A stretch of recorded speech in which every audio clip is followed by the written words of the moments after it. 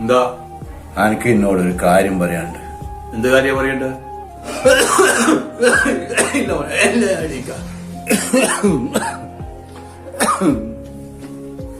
ആ പറ, എന്താ? മോനെ, ഞാൻ കിടക്കുന്ന റൂമിലുള്ള ഫാനൊന്നും വർക്ക് ചെയ്യുന്നില്ല മോനെ. എനിക്ക് ഉറങ്ങാൻ പറ്റുന്നില്ല. ഇനി അതൊന്ന് നന്നാക്കി കൊണ്ട് തരുവാ. ഫാനില്ലാണ്ട് ഉറങ്ങാൻ പറ്റൂലേ? ഫാന് വരെ മതിയാക്കി, അതിന് മതിയായാലോ?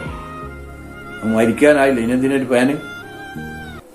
ഞാൻ ഒറ്റക്കല്ല മോനെ ഉറങ്ങുന്ന. തീരെ ഉറക്കം കിട്ടുന്നില്ല. കോരായിട്ട് കൊരക്കലും ഒരേ കോര. എന്നാ ചെയ്യ?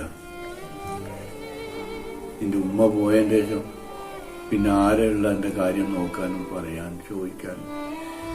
ആ, അതെനിക്കറിയാം. ഉമ്മ പോയാലും ഒറ്റയ്ക്ക് തന്നെയാണ്. കോരക്കുമ്പോ പിന്നെ ഉറങ്ങാൻ പറ്റുമോ? കോര വന്നാൽ കുറച്ചോളുക. എങ്ങനെയെങ്കിലും പോയി കിട്ടിയാൽ എന്ന് വിചാരിക്കുന്നു.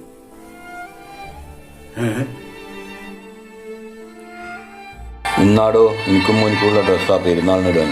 അപ്പൊ ഇങ്ങക്ക് ഡ്രസ്സ് വാങ്ങിച്ചില്ല? അത് പെരുന്നാളിന്, കഴിഞ്ഞ പെരുന്നാളിൻ്റെ ഇല്ല എനിക്ക്. പിന്നെ ഓന് ചൂട് കൊണ്ട് പഠിക്കാൻ പറ്റുന്നില്ല എന്ന് പറഞ്ഞുകൊണ്ട് ഒരു ഫാന് വാങ്ങി. അത് പിന്നെ ഫാനൊന്നും വേണ്ട, ഉള്ള പോലെ ഒന്ന് കിടന്നാൽ മതി കേട്ടാ. വേണ്ട മോനെ, മോനെന്റെ ഫാനൊന്നും നന്നാക്കണ്ട.